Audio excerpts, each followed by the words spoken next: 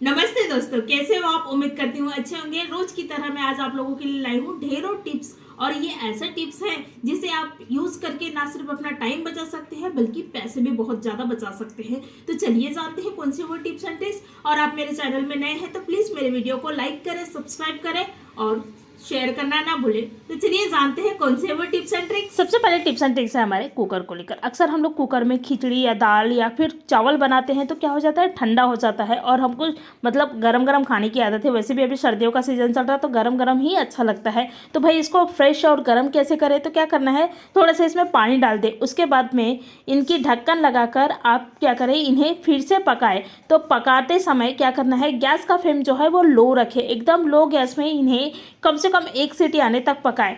तो आप देखोगे कि आपकी जो चीज़ें हैं जो भी अंदर हैं, मतलब कि जैसे चावल या दाल या फिर खिचड़ी, तो वो बिल्कुल फ्रेश और ताज़ा हो जाएगी। नेक्स्ट हमारी टिप्स एंड ट्रिक्स है सब्जियों को लेकर। अक्सर कभी कभी क्या होता है, सब्जी की क्वांटिटी ना कम हो जाती है और मतलब कि हमारे गेस्ट या फिर हमारे मतलब कि मेंबर्स ज़्यादा रहते हैं खाने के लिए। तो भाई करना क्या है, अगर हम इसमें पानी डालेंगे तो इसका टेस्ट जो है वो चेंज हो जाएगी। तो करना क्या है, सबसे पहले तो ये सब्जी को गर्म कर लेना है, अच्छी तरह से गर्म कर ले। उसके बाद में इसमें पानी ऐड करें तो क्या होगी, सब्जी का जो टेस्ट है वो बरकरार रहेगी, बिल्कुल भी ऐसा लगेगा नहीं कि इसमें पानी डाला हुआ है। और कभी कभी क्या होता है, नमक ज़्यादा हो जाता है, तब भी आप ये उपाय जो है वो कर सकते हैं। तो मैंने अच्छी तरह से गर्म कर ली हूँ, उसके बाद में मैं पानी डाल रही हूँ और पानी डाल के इन्हें फिर से अच्छी तरह से गर्म कर ले। तो आप देखोगे कि आपकी सब्जी का टेस्ट जो है वो बरकरार है और आपकी सब्जी की क्वांटिटी भी बढ़ गई है। मतलब कि इतने सब्जी में हम कम से कम 2 से 3 लोगों को मतलब कि खाना खाने के लिए दे सकते हैं। तो ये छोटे से उपाय है लेकिन आपने देखा ना कितना काम का है। नेक्स्ट हमारे टिप्स एंड ट्रिक्स है इस तरह से हैंगर को लेकर। ये हैंगर बड़े काम के हैं। कभी कभी क्या होता है, हमारे जो कपड़े हैं ना, जो बच्चों के कपड़े रहते हैं छोटे छोटे, वो सूखते नहीं। तो आप ये हैंगर के थ्रू सुखा सकते हैं। तो करना क्या है, ये हैंगर में गीले कपड़े को रख दे और ये हैंगर को उस जगह पर रखे जहाँ ज़्यादा धूप आ रहा है, क्योंकि भाई हम धूप में बाकी के कपड़े तो सुखा नहीं सकते लेकिन ये हैंगर को रख सकते हैं। तो मैंने क्या की हूँ, बच्चों के कपड़े जो है ना ये हैंगर में लटका दी हूँ, ये देखिए इस तरह से। उसके बाद में ये हैंगर को जहाँ धूप आ रहा है वहाँ टंगा दीजिए। तो आप देखोगे आपकी आपके जो कपड़े हैं वो इजीली सूख रही है और ज़्यादा कपड़े भी सूख रही है। मतलब स्पेशली बच्चों के जो कपड़े रहते हैं ना उन्हें सुखाना बहुत ज़रूरी रहता है। बड़े के कपड़े नहीं भी सुखाएंगे तो भी चलेगा लेकिन बच्चों के कपड़े सूखना ज़रूरी है। तो आप इस तरह से छोटे से उपाय करके सुखा सकते हैं। नेक्स्ट हमारे टिप्स एंड ट्रिक्स है जिमीकंद को लेकर। ये जिमीकंद है, मतलब जो ज़मीन में रहता है उस इसलिए बोलते हैं इसको जमीकंद। तो ये जमीकंद का क्या होता है, अगर हम इनको आधा कट कर देंगे ना तो बिल्कुल भी ये अच्छा नहीं रहेगा। मतलब जो आधा टुकड़ा रहता है ना वो जल्दी ख़राब होने लगती है। तो इन्हें क्या करें, कट बिल्कुल नहीं करें। अगर आपको बनाना है तो ये पूरी बनाएं और अब ऐसा लग रहा है कि भाई ये ज़्यादा बड़ा है तो हमको कट करके रखना है, तो आप क्या करें, जब आप कट कर रहे हैं तो उसमें तेल या घी लगा दें। तो क्या होगी, आपकी जो जिमीकंद है जो आधा कट किया हुआ वो बिल्कुल भी ख़राब नहीं होगी। इस तरह से आलू को भी कर सकते हैं या फिर आप क्या कर सकते हैं कि फॉइल पेपर जो रहती है ना, तो फॉइल पेपर को चिपका कर रखें। तो देखोगे कि आपकी जो चीज़ें हैं वो बिल्कुल परफेक्ट है और बिल्कुल भी ख़राब नहीं होगी। तो ये छोटे से उपाय है लेकिन आपने देखा ना कितना काम का है। नेक्स्ट हमारी टिप्स एंड ट्रिक्स है लिपस्टिक को लेकर। अक्सर क्या होता है, लिपस्टिक ना हम लोग लगाते हैं लेकिन निकालना बड़ा मुश्किल हो जाता है। तो आप बहुत ही ईजी तरीके से लिपस्टिक को जो है वो निकाल सकते हैं। तो मैंने ये लगा ली हूँ। उसके बाद में क्या करना है, इनको अगर आप निकालना चाहते हैं तुरंत ही या फिर मतलब कि कहीं पार्टी वगैरह से आने के बाद में तुरंत निकालना चाहते हैं तो क्या करना है, इसमें ना तेल डाल देना है। तेल या फिर आपके पास में अगर वॉसलिंग है तो वॉसलिंग डाल दे या फिर नारियल का तेल इस तरह से थोड़ा सा डाल दे। उसके बाद में इन्हें अच्छी तरह से ये देखिए इस तरह से साफ़ कर ले।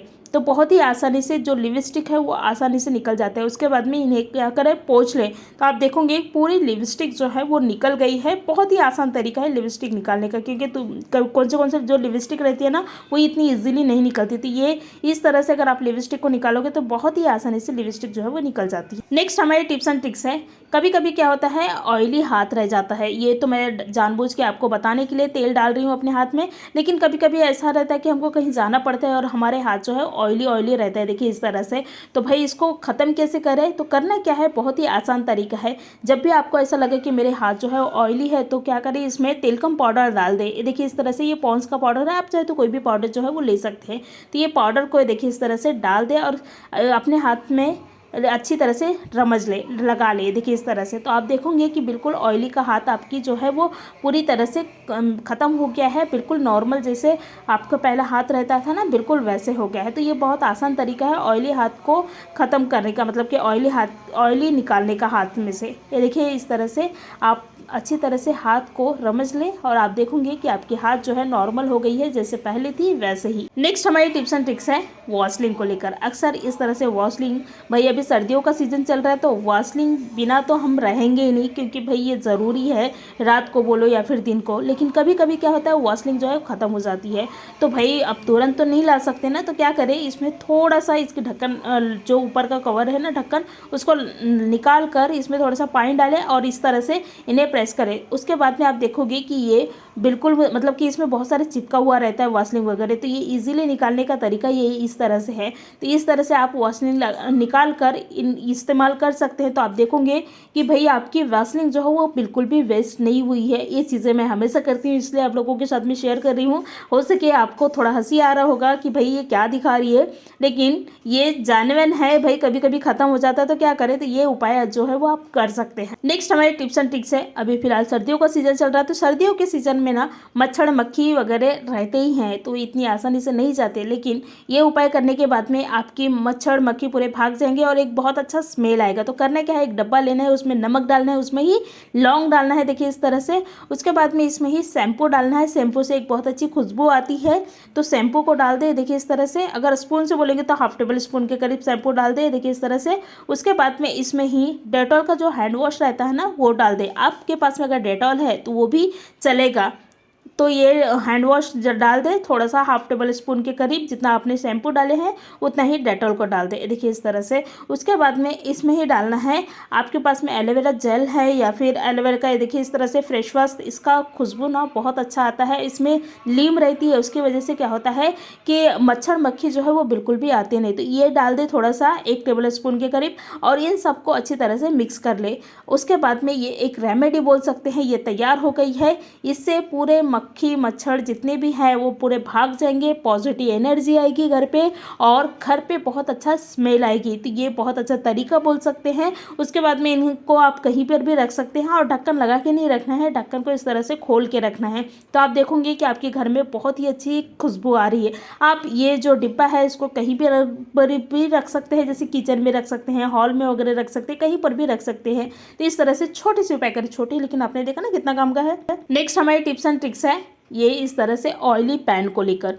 हमारी जो पैन है वो ऑयली हो जाता है, मतलब कि ये ऑयली इतनी आसानी से नहीं निकलता, तो ये इसको निकालने का बहुत अच्छा तरीका है। करना क्या है, सबसे पहले तो पानी को गर्म कर लेना है।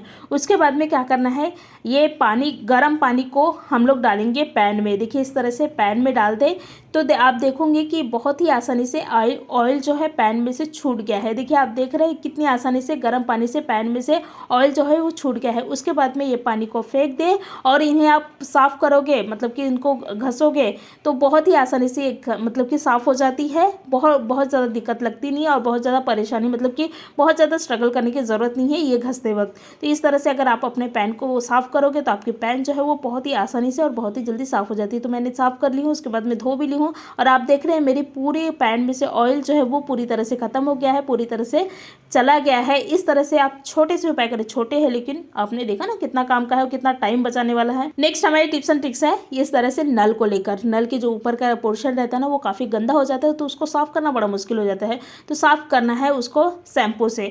आप चाहे तो कोई भी शैम्पू जो है वो ले सकते हैं। तो मेरे पास जो शैम्पू थी मैंने वो ली हूँ, तो ये मैंने क्लिनिक शैम्पू ली हूँ। तो क्लिनिक शैम्पू क्या करें, थोड़ा सा डाल दे, देखिए इस तरह से। उसके बाद में इसमें ही हम लोग डालेंगे, इनको अच्छी तरह से मतलब कि साफ़ कर लेंगे, मतलब कि अच्छी तरह से फैला लेंगे। उसके बाद में इसमें ही हम लोग डालेंगे कोलगेट। तो कोलगेट एक क्लीनिंग का काम करती है, तो इसमें क्या करना है, थोड़ा सा कोलगेट को डाल देना है और इन्हें अच्छी तरह से घस ले, देखिए इस तरह से कोलगेट और शैम्पू को। तो आप देखोगे कि हमारी जो नल का ऊपर का पोर्शन है या फिर नल है वो कितनी अच्छी तरह से साफ़ हो गई है, क्योंकि कोलगेट एक क्लीनर का काम करती है, तो बहुत अच्छी तरह से क्लीन हो जाती है। तो ये देखिए मैंने अच्छी तरह से इनको साफ़ कर ली हूँ। उसके बाद में इनको धो ले, तो आप देखोगे कि आपकी जो नल है वो कितनी अच्छी तरह से चमकने लग गया है, बिल्कुल साफ़ हो गया है। ये छोटे से उपाय है लेकिन आपने देखा ना कितना काम का है। तो मैंने इन्हें अच्छी तरह से धो ली हूँ और आप देख रहे हैं मेरी नल जो है वो कितनी अच्छी तरह से चमक रही है।